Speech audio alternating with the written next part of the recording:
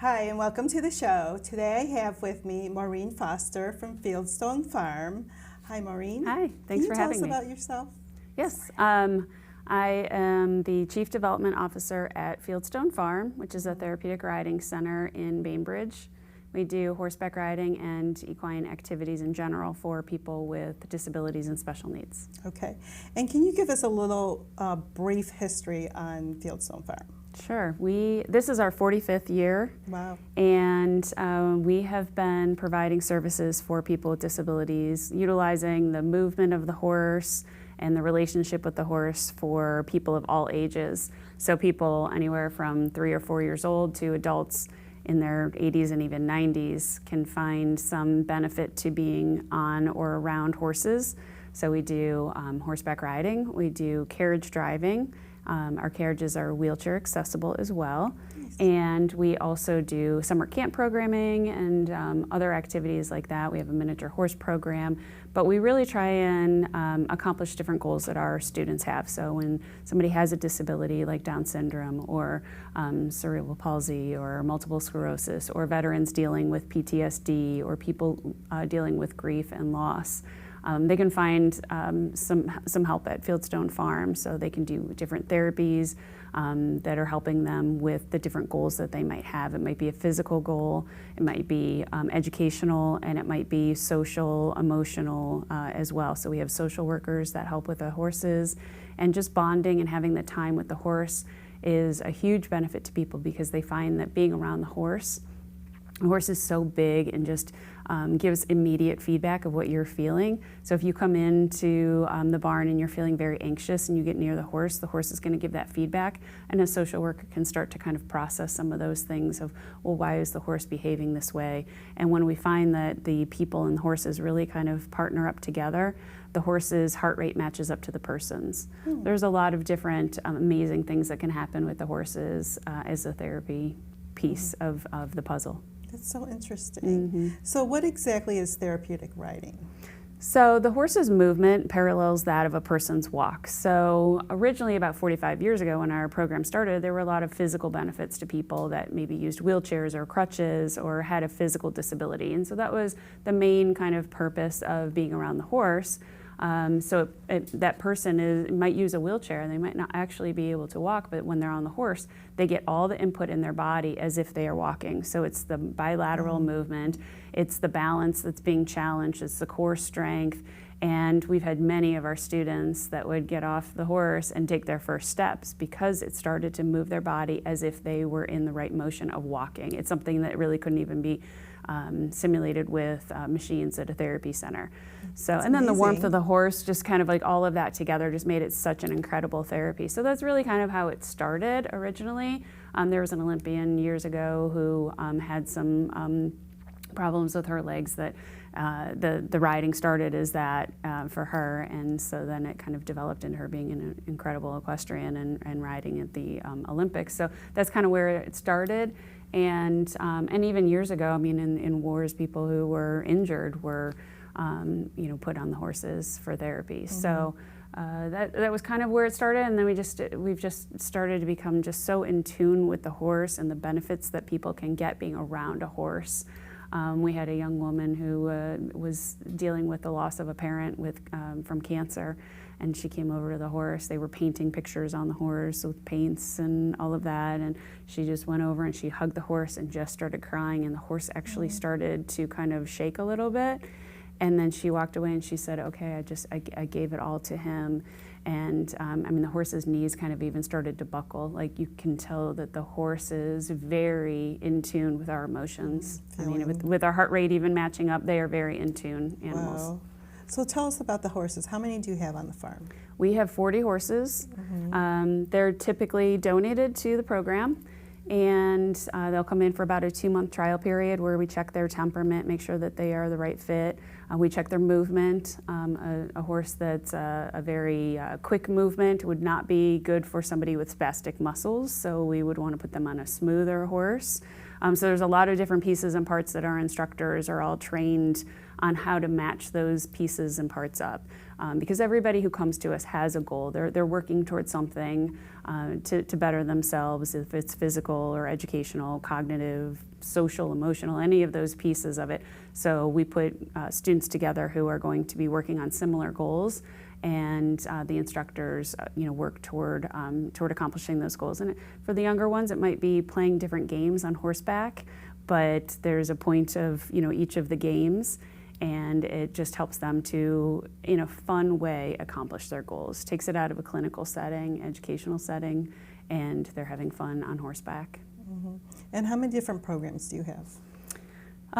We probably have about 7 different ways that we can help people. So the riding is the main piece, as well as the emotional piece of being around the horse. So I would say like our connection with the horse on the ground is also a really important part of our programming. It's not all about riding. And then, as I mentioned, we have a miniature horse program. We have a reading program where we partner up with the library, and kids get to read to the horses. And that works out really well. The horses love the attention, and they look very interested in the story, and the kids get very brave being able to read the book to the horse. Mm-hmm. They don't have a person sitting next to them correcting them and constantly kind of grabbing at all the little things that they might be saying wrong. Mm-hmm. It gives them kind of that freedom to explore reading. And even though they're making mistakes, they're learning so much by doing that. So it's a little less restrictive, and the horses are very interested, and they really bond with them. And how do these programs benefit individuals with Down syndrome?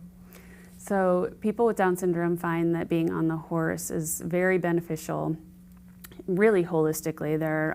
We find that there's a lot of challenge to their balance and a lot of core strength that they can get from riding, which is something that they often will have a little bit of a challenge with. Eye-hand coordination, general body coordination, because it's the movement of the right and the left side of their body at the same time.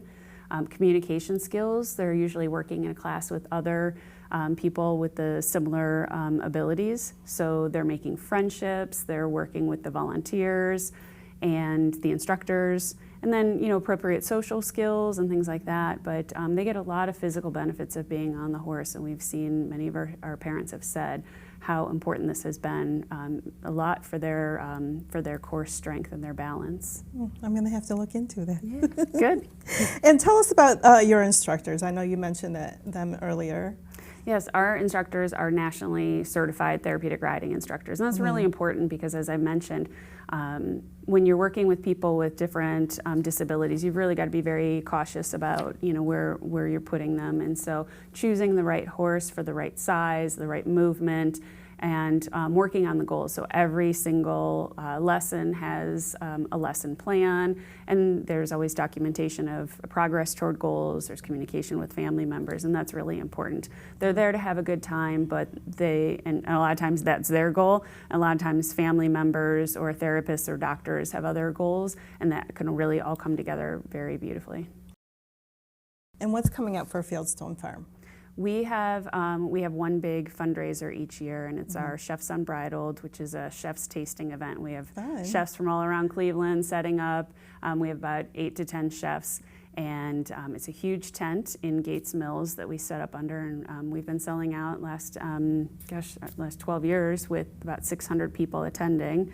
And the benefit is really to be able to support our programming so that we don't ever have to turn anyone away with their inability to pay for equine services. So besides this fundraiser, you do accept additional donations through your website? That is very important to keep our programming an option for people with disabilities. And a lot of times we find that our participants, they struggle with a lot of medical expenses, other therapies, medical equipment, vehicles, things like that. So we do our best to raise money so that we can support the programming for them. Nice. And how can someone contact you? Sure. Fieldstonefarm.org, and or you can just Google Fieldstone Farm Therapeutic Riding Center. We are in Bainbridge, and we are one of the largest therapeutic riding centers in the country. Well, thank you for being here and sharing your information.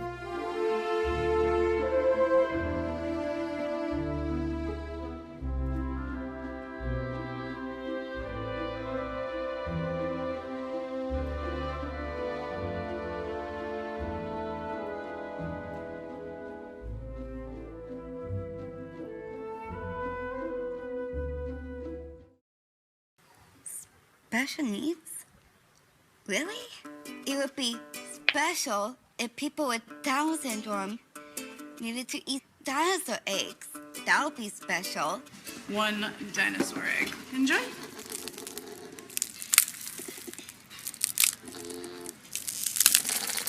I think you were totally right about Lindsay. If we needed to wear a giant suit of armor, that would be special. I got a condo in Manhattan. Baby girl, what's happening? So gonna get to clapping. Go pop a phone. It would be special if we needed to be massaged by a cat.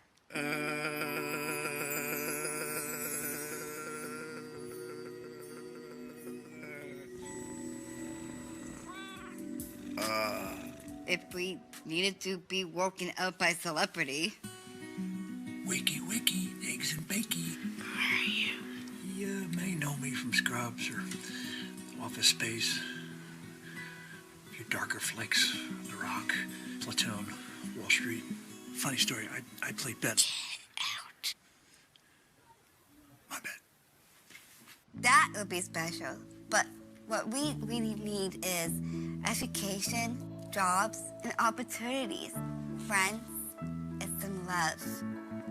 Just like everybody else. Are these needs special?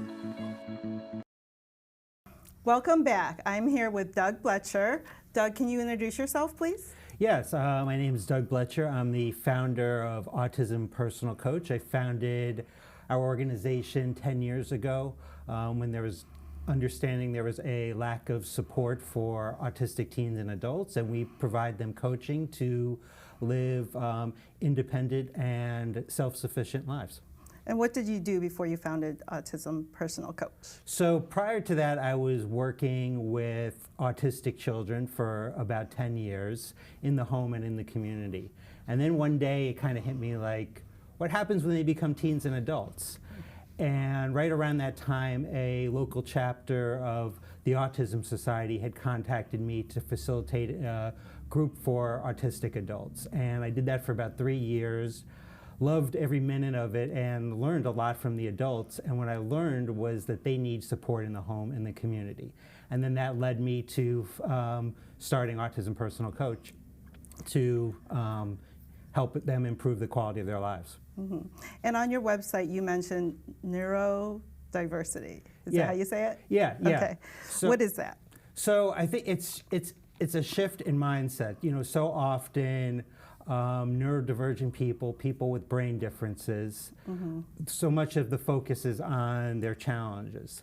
But what we try to do by celebrating neurodiversity, it's the shift to thinking more about their positive aspects and their strengths. And what we've seen in these last 10 years is when you do that, some wonderful things can happen to them in their lives. So you serve people with autism, and what you do at your organization is you match them with a coach? Correct. Okay, what is a coach? So what our coaches do, we presently have 15 coaches. We are a guide. We are a guide to our clients, and we use their expertise about their lived experience to help guide them. And we do that by developing a plan and helping them to follow through with the plan. Now, our clients come to us with lots of different needs and goals. So sometimes it's relating to employment. Sometimes it's relating to developing community. Sometimes it's relating to executive functioning skills, things like planning, organizing, remembering stuff, decision making. Probably with every single one of our clients, we're helping them with self-advocacy in one way or another. So we kind of develop a plan based on those goals and help them to improve the quality of their lives. So those are some of the challenges that people with autism face. What else does APC do to help them guide them through these challenges? Yeah, so in addition to our individual coaching, we have group coaching that happens on a monthly basis to help them to develop community. And then we also have what I think is a great educational piece is I host a podcast called Autism Stories, which is every Monday and Thursday, in which I interview autistic people to learn from their stories, experiences, and get their valuable insights. And where can someone find this podcast? Wherever you access podcasts, you can find it on Apple, Spotify.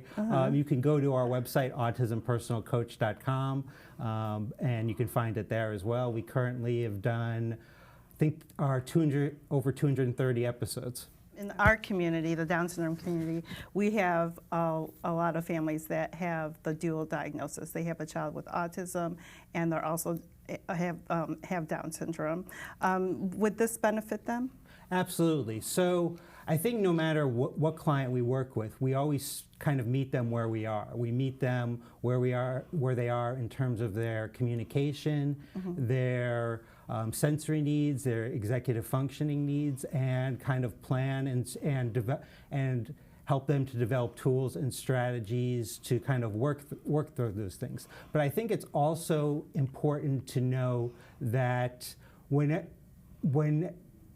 you have a client that is autistic, there's also almost always co-occurring conditions. And then Down syndrome is certainly one of those co-occurring conditions. And I'd say whenever we've had autistic people that have Down syndrome, I think we've done a really nice job in helping them to develop community. That's nice. It's good to hear. So do you have anything coming up in the next few months? We do. So this every spring we have it's a 7-week program where it trains autistic people to either walk or run in a 5K. So after those 7 weeks, we go into the community and we participate in a 5K. It's myself and 2 other fantastic coaches, and I think it's a great opportunity, especially getting through this Cleveland winter, and then get out there and to walk or run. And there's so many benefits we see that people have from that program. So you just pick any walk that's going on? No, it has to. It has to do with autism? No, it doesn't have to do with autism. Like for example, the 5K race that we're going to be doing will be in Edgewater Park. And it's like relating to, for a charity to benefit dogs. And so many of our clients love animals anyway, so it's just kind of a natural fit. Oh, that seems nice. Okay, and what do you hope that your organization hopes to accomplish in the future? So much like when we started, I had the mindset like, I hope Autism Personal Coach gives people that feel like they need that additional support in their lives, an opportunity to get that coaching. So I think we just want to continue in the future to be a place to give that support. And then thinking big picture, I hope that when people think about support for teens and adults in the future, that Autism Personal Coach is one of the first things that comes to their mind. And Doug, one last thing, can you tell us or tell the viewers where they can reach you? Well, it's very easy to reach me. You can email me at doug.bletcher@autismpersonalcoach.com. I always get back to you within 24 hours. Or you can call our business phone number at 216-336-5889. Or if you don't want to email or call, you can just check out our website, autismpersonalcoach.com, for more information. Or listen to your podcast. Please listen to our podcast. We have some amazing people. Thanks for being here. Thank you, Maria.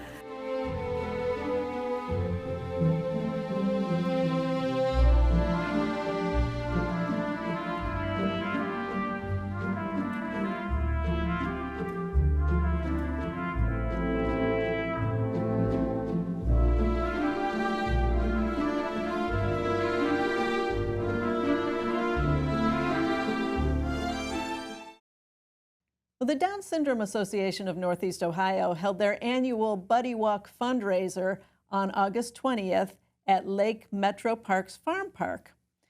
But they were also celebrating their 40th anniversary as an organization, which, of course, calls for a very special song with music provided by Carrie Linden.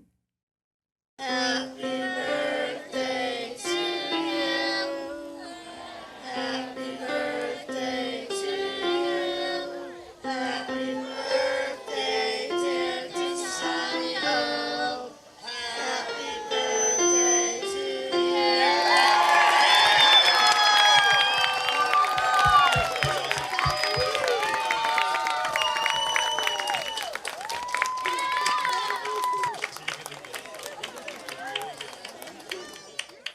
Over 4,000 people attended the event, including local celebrities, politicians, dancers, and Disney princesses. The honorary chairperson was named, and the banner buddies were recognized. I'd like to introduce our honorary chairperson, Michael Sukalak. Hi, Michael. Let's move up here. Michael, how old are you? I'm 36. And what do you do? Sometimes I do. I travel dance team all the time, and sometimes we go to Special Olympics together. And since I traveled to Austria for 5 years and back in 3 years, and I went to United Arab Emirates since we danced to Can't Stop the Feeling. I'm so impressed. Everyone, give him a hand.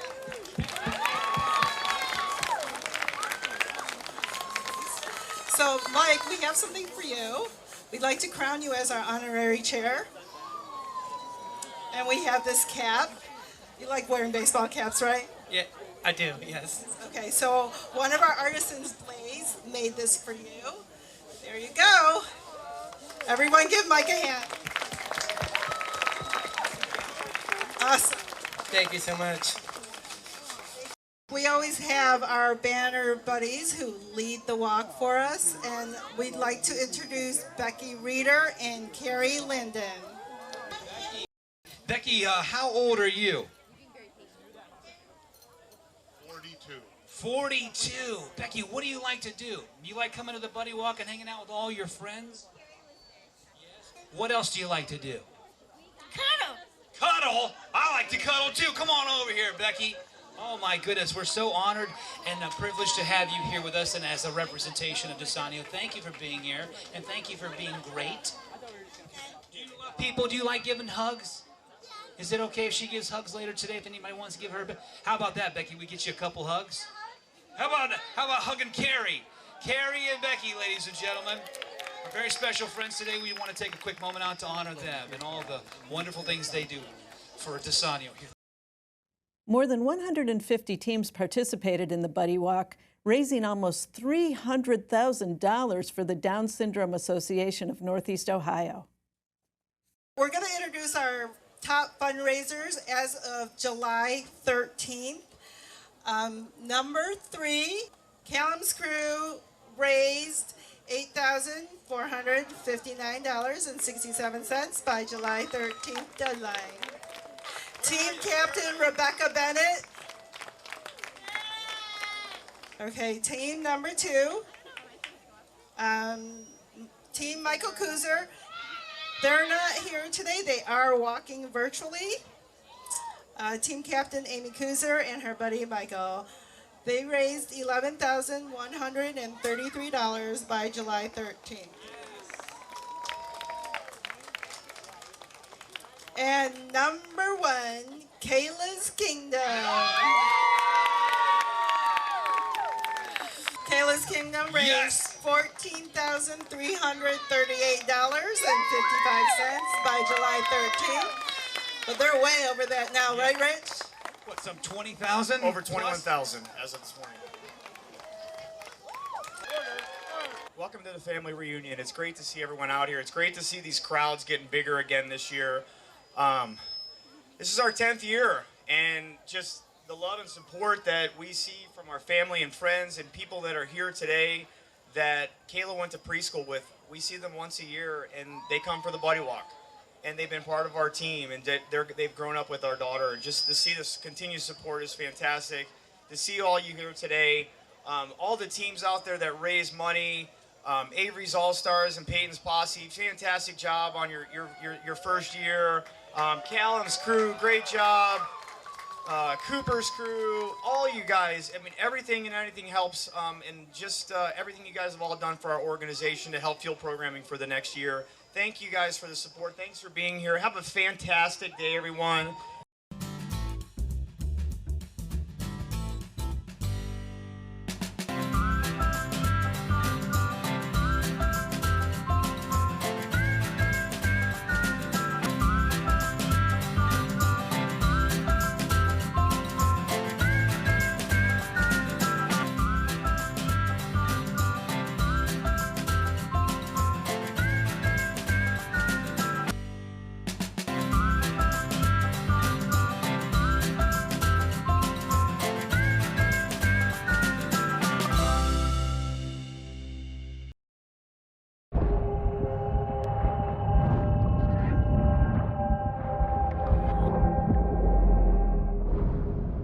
Sometimes there's no do-over. Some things you can't rewind.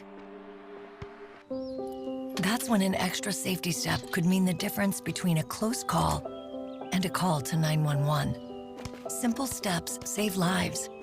Learn more at poolsafely.gov.